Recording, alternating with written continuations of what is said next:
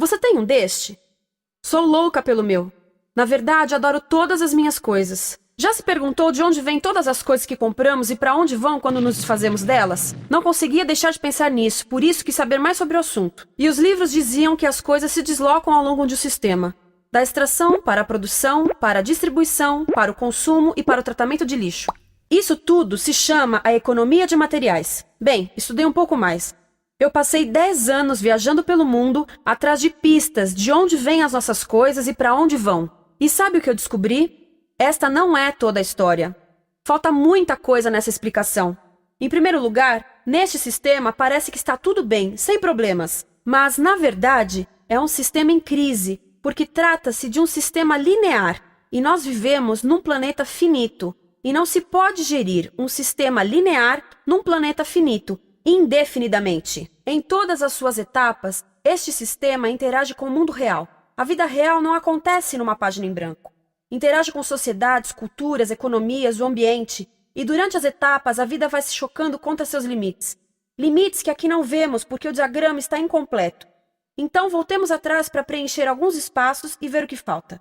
Uma das coisas mais importantes em falta são as pessoas. Sim, pessoas. As pessoas vivem e trabalham em todas as etapas desse sistema, onde algumas são um pouco mais importantes que outras, algumas têm maior poder de decisão. Quem são elas? Comecemos pelo governo. Meus amigos dizem que eu devia usar um tanque para simbolizar o governo, e isso é uma realidade em muitos países, e cada vez mais também no nosso. Afinal, mais de 50% dos nossos impostos vão para os militares. Mas vou usar uma pessoa para simbolizar o governo, porque acredito nos valores e na visão de que o governo deve ser das pessoas, pelas pessoas, para as pessoas. A função do governo é olhar por nós, cuidar de nós. Esse é o seu trabalho. Depois vem as corporações. O que leva as corporações a parecerem maiores que o governo é porque elas são maiores que o governo. Atualmente, entre as 100 maiores economias da Terra, 51 são corporações. À medida que as corporações foram crescendo, em tamanho e poder, assistimos a uma pequena mudança no governo, como se estivessem mais preocupados com o bem-estar deles do que com o nosso. Muito bem, então vejamos o que mais falta nessa imagem. Começaremos pela extração, que é uma palavra pomposa para exploração de recursos naturais, que por sua vez é uma palavra pomposa para destruir o planeta. A verdade é que cortamos as árvores, arrebentamos as montanhas para extrair os metais, consumimos toda a água e exterminamos os animais. Aqui enfrentamos o nosso primeiro limite. Estamos ficando sem recursos naturais. Estamos utilizando demasiados materiais. Sei que isto pode ser difícil de ouvir, mas é a verdade. Por isso temos que lidar com isso. Durante apenas as 3 últimas décadas, foram consumidos 33% dos recursos naturais do planeta. Desapareceram. Cortamos, minamos, perfuramos e destruímos o planeta tão depressa que estamos debilitando a capacidade do planeta para sustentar o nosso modo de vida. Onde eu vivo, nos Estados Unidos, resta-nos menos de 4% da nossa floresta original. 40% dos cursos de água estão impróprios para o consumo. E o nosso problema não é apenas estarmos utilizando demasiados recursos, mas o fato de estarmos utilizando mais do que a nossa parte. Temos 5% da população mundial, mas usamos 30% dos recursos mundiais.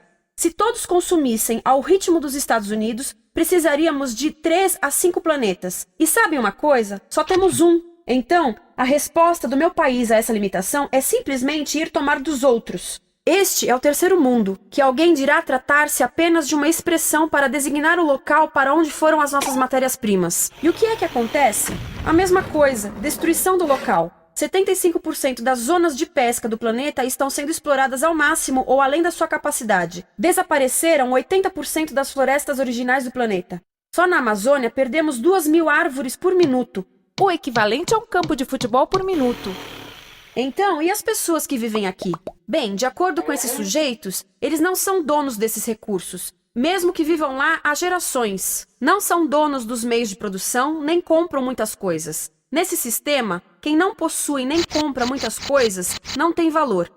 A seguir, as matérias-primas seguem para a produção, onde utilizamos energia para misturar químicos tóxicos com recursos naturais para produzir produtos contaminados com tóxicos. Há atualmente no comércio mais de 100.000 químicos sintéticos. Apenas um punhado foi testado para avaliar o seu impacto na saúde, e nenhum foi testado em relação aos impactos sinérgicos na saúde, ou seja, a interação com todos os outros químicos aos quais estamos expostos diariamente. Por isso, desconhecemos o impacto total deles na saúde e no ambiente. Mas sabemos uma coisa: os tóxicos entram e saem. Enquanto continuarmos a introduzi-los nos nossos sistemas de produção industrial, continuaremos a inserir esses tóxicos nos produtos que levamos para nossas casas, trabalho e escolas, e claro, para nossos corpos. Como os BFRs, ou retardantes de incêndio à base de brometo, que tornam as coisas mais resistentes ao fogo, mas são super tóxicos. São neurotóxicos, ou seja, tóxicos para o cérebro. O que é que estamos fazendo usando esses químicos? Apesar disso, os usamos em nossos computadores, eletrodomésticos, sofás, colchões e até alguns travesseiros. Sim, pegamos nossos travesseiros, os revestimos com neurotoxinas, levamos para casa e dormimos por 8 horas com eles. Não sei, mas acho que num país com tanto potencial, poderíamos ter uma maneira melhor de evitar que as cabeças peguem fogo à noite. Sabia que essas toxinas vão se acumulando ao longo da cadeia alimentar e se concentram nos nossos corpos? Sabe qual é o alimento do topo da cadeia alimentar com o nível mais elevado de químicos tóxicos? O leite materno. Isto significa que os menores membros das nossas sociedades, os nossos bebês, recebem as maiores doses de químicos tóxicos das suas vidas a partir do leite das suas mães. Não acha que é uma incrível violação? A amamentação deveria ser o mais importante ato humano de nutrição. Deveria ser algo sagrado e seguro. A amamentação continua a ser o melhor e as mães devem amamentar, mas nós deveríamos proteger esse ato. Eles deviam protegê-lo. Eu pensava que zelavam pelos nossos interesses. As pessoas que mais sofrem com esses produtos químicos são os trabalhadores das fábricas. Muitos são mulheres em idade reprodutiva que trabalham com toxinas que afetam a gestação, carcinogênicos e muito mais. Agora eu pergunto: que tipo de mulher em idade reprodutiva trabalharia no emprego deste, exposta a estas toxinas, a não ser uma mulher sem outra alternativa? Essa é uma das maravilhas desse sistema. A erosão dos ecossistemas e economias locais aqui garante um fluxo constante de pessoas sem alternativas. No mundo, há 200 mil pessoas por dia se deslocando de ambientes que as sustentaram ao longo de gerações para cidades, onde muitas vivem em bairros de lata, à procura de emprego, por mais tóxico que seja. Não só os recursos são desperdiçados ao longo desse sistema, mas também pessoas, comunidades inteiras são desfeitas. Sim, as toxinas entram e saem. Muitas delas saem das fábricas em produtos, e muitas mais saem como subprodutos, ou poluição. E estamos falando de muita poluição. Nos Estados Unidos, as indústrias admitem liberar mais de 1.800.000 quilos de químicos tóxicos por ano. Deve ser muito mais, porque isso é o que eles admitem. Trata-se de outro limite, porque quem quer ver e respirar 1.800.000 quilos de químicos tóxicos por ano? Então o que eles fazem? Mudam as fábricas poluidoras para o estrangeiro, para poluir outros países. Mas, surpresa, grande parte dessa poluição volta para nós trazida pelo vento. E o que acontece depois de todos os recursos naturais serem transformados em produtos? Passam por aqui, para a distribuição, o que significa vender todo o lixo contaminado com toxinas o mais rápido possível. Aqui, o objetivo é manter os preços baixos, com as pessoas comprando os produtos em constante movimento. Como eles mantêm os preços baixos? Pagam salários baixos aos trabalhadores das lojas e restringem o acesso aos seguros de saúde sempre que podem. Tudo se resume em exteriorizar os custos. O verdadeiro custo da produção não se reflete no preço. Em outras palavras, não pagamos aquilo que compramos. Outro dia estive pensando nisto. Ia a caminho do trabalho e queria ouvir as notícias. Por isso entrei numa loja para comprar um rádio. Encontrei um pequeno rádio verde engraçado que custava $4,99. Na fila do caixa pensei, como $4,99 podem refletir o custo da produção e transporte desse rádio até ele chegar nas minhas mãos? O metal deve ter sido extraído na África do Sul. O petróleo provavelmente do Iraque.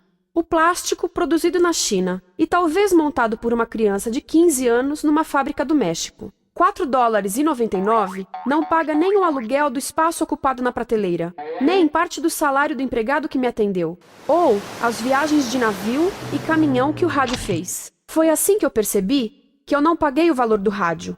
Então, quem pagou? Estas pessoas pagaram com a perda do espaço dos seus recursos naturais. Estas pagaram com a perda do ar puro, com o aumento de doenças como asma e câncer. As crianças do Congo pagaram com o seu futuro, pois 30% delas abandonam a escola para trabalhar nas minas de coltan, um metal que usamos em aparelhos eletrônicos baratos e descartáveis. Estas pessoas pagaram por não ter direito ao seguro de saúde. Ao longo desse sistema, pessoas contribuíram para que eu comprasse o rádio por $4,99. Mas essas contribuições não são registradas por nenhum contabilista. É isto que eu quero dizer com exteriorizar o verdadeiro custo de produção. E isso nos leva à seta dourada do consumo. O coração do sistema, o motor que impulsiona. É tão importante proteger esta seta que se tornou prioridade daqueles dois sujeitos. É por isso que, após o 11 de setembro, quando nosso país estava em choque, o presidente Bush poderia ter sugerido fazer luto, rezar, ter esperança, mas não, ele disse para fazermos compras. Compras! Nos tornamos uma nação de consumidores. Nossa principal identidade passou a ser de consumidores. Não mães, professores, agricultores, mas consumidores. Nosso valor é medido e demonstrado pelo quanto contribuímos para esta seta. Quanto consumimos. Não é isso que fazemos? Compramos, compramos, compramos. Manter os produtos circulando. E como circulam? Sabe qual a porcentagem dos produtos que circulam através desse sistema que ainda são usados 6 meses depois da venda na América do Norte? 50%? 20%? Não, 1%. 1. Em outras palavras, 99% das coisas que nós cultivamos, processamos, transformamos, 99% das coisas que percorrem o sistema são lixo em menos de 6 meses. Como é que podemos gerir um planeta com esse nível de rendimento? Mas não foi sempre assim. Hoje, o consumidor médio americano consome o dobro que há 50 anos. Pergunte à sua avó. No tempo dela, a boa gestão, a engenhosidade e a poupança eram valorizados. Então, como é que isso aconteceu? Bem, não aconteceu simplesmente. Foi planejado. Pouco depois da Segunda Guerra Mundial, estes sujeitos estudavam a forma de impulsionar a economia. O analista de vendas Victor Lebow articulou a solução que se tornaria a norma de todo o sistema. Ele disse: a nossa enorme economia produtiva exige que façamos do consumo a nossa forma de vida, que tornemos a compra e uso de bens em rituais, que procuremos a nossa satisfação espiritual, a satisfação do nosso ego no consumo. Precisamos que as coisas sejam consumidas, destruídas, substituídas e descartadas a um ritmo cada vez maior. O conselheiro econômico do presidente Eisenhower disse: o principal objetivo da economia americana é produzir mais bens de consumo. Mais bens de consumo? O nosso principal objetivo? Não é providenciar cuidados médicos, ou educação, ou transportes seguros, ou sustentabilidade, ou justiça? Bens de consumo? Como é que eles nos fizeram adotar esse sistema de forma tão entusiástica? Bem, 2 das suas estratégias mais bem-sucedidas são a obsolescência planejada e a obsolescência perceptiva. A obsolescência planejada é uma outra forma de dizer criado para ir para o lixo. Eles fazem as coisas de modo que sejam inúteis tão rápido quanto possível para jogarmos fora e voltarmos a comprar. Isso é óbvio em sacolas ou copos de plástico, mas verifica-se isso em coisas maiores como esfregões, DVDs, máquinas fotográficas, churrasqueiras, quase tudo, até computadores. Já reparou que quando compra um computador, a tecnologia muda tão rápido que em poucos anos se torna quase um impedimento para a comunicação? Fiquei curiosa e abri um desses computadores para ver o que tinha dentro, e descobri que a peça que se muda a cada ano é apenas uma pecinha no canto. Mas não se pode mudar apenas essa peça, porque cada nova versão tem um formato diferente. Tem que jogar tudo fora e comprar um novo. Estive lendo sobre o design industrial da década de 50, quando a obsolescência planejada começou a aparecer. Esses designers eram muito claros sobre o assunto. Chegavam a debater quão rápido conseguiam que um aparelho avariasse, mas de modo que o consumidor mantivesse fé suficiente para ir comprar outro. Foi tão intencional, mas as coisas não avariam suficientemente rápido para manter essa seta funcionando.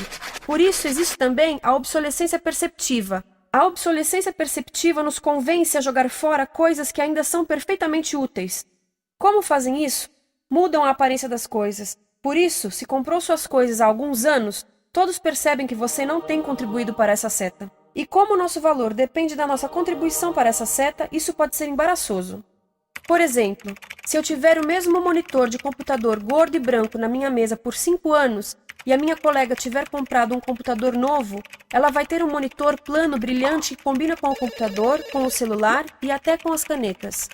Ela parece estar operando uma nave espacial e eu pareço que tenho uma máquina de lavar na mesa. A moda é outro bom exemplo. Já se perguntou por que os saltos dos sapatos das mulheres passam de largos para finos num ano e no próximo de finos para largos? Não é por haver um debate sobre qual deles é mais saudável. É porque usar saltos largos num ano de saltos finos mostra que você não contribuiu recentemente para a seta. Por isso não vale tanto quanto a pessoa com saltos finos ao seu lado, ou em um anúncio. É para comprarmos sapatos novos. A publicidade e a mídia em geral têm um papel importante nisto. Cada um de nós nos Estados Unidos é bombardeado com mais de 3.000 anúncios por dia. Vemos mais publicidade num ano do que as pessoas há 50 anos viam em toda a vida. Qual é o objetivo de um anúncio se não nos fazer infelizes com o que temos? Por isso, nos dizem 3.000 vezes por dia que o nosso cabelo está errado, nossa pele, nossa roupa, nossos móveis, nossos carros, nós estamos errados. Mas tudo se resolve se formos às compras. A mídia também ajuda a esconder tudo isto e isto. Por isso, a única parte da economia que vemos são as compras. A extração, produção e envio para o lixo acontecem fora do nosso campo de visão. Por isso, nos Estados Unidos, temos mais coisas do que tivemos antes, mas pesquisas mostram nossa felicidade declinando. Nossa felicidade teve seu pico na década de 50, a mesma época em que a febre consumista explodiu. Coincidência interessante. Acho que sei o porquê. Temos mais coisas, porém menos tempo para o que realmente nos faz felizes. Amigos, família, tempo livre. Estamos trabalhando mais do que nunca. Analistas dizem que não temos tão pouco tempo livre desde a sociedade feudal. E sabem quais são as duas atividades que mais fazemos no pouco tempo livre que temos? Ver televisão e fazer compras.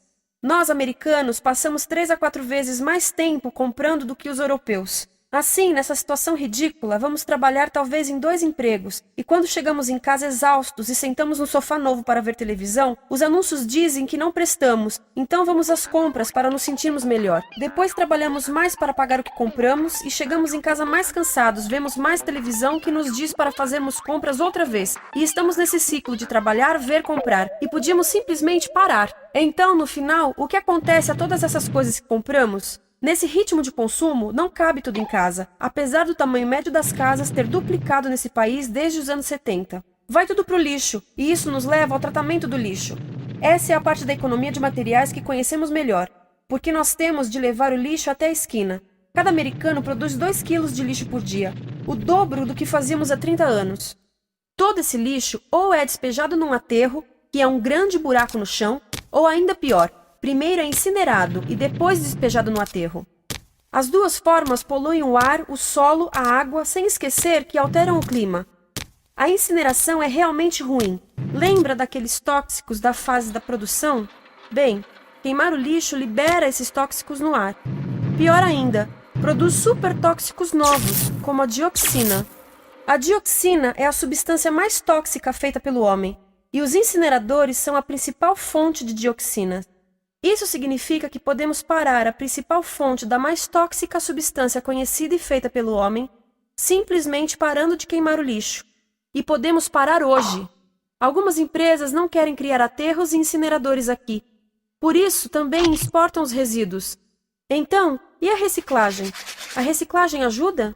Sim, a reciclagem ajuda. Ela reduz o lixo nessa extremidade e depois reduz a pressão para minerar e colher mais nessa extremidade. Sim, todos devemos reciclar, mas reciclar não é o suficiente. Reciclar nunca será suficiente, por 2 razões. Primeiro, o lixo que vem das nossas casas é apenas a ponta do iceberg.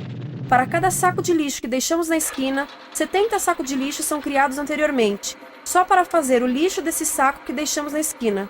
Assim, mesmo que pudéssemos reciclar 100% do lixo das nossas casas, não se chegaria ao coração do problema. Além disso, grande parte do lixo não pode ser reciclado, ou porque contém demasiados tóxicos, ou porque é criado de início para não ser reciclável, como aquelas caixas de suco, que têm as camadas de metal, papel e plástico, todas coladas.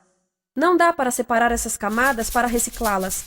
Como se vê, é um sistema em crise. Por todo o percurso, estamos batendo em limites, do clima em mudança ao decréscimo da felicidade. Simplesmente não está funcionando. Mas a parte boa de um problema tão generalizado é haver tantos pontos de intervenção.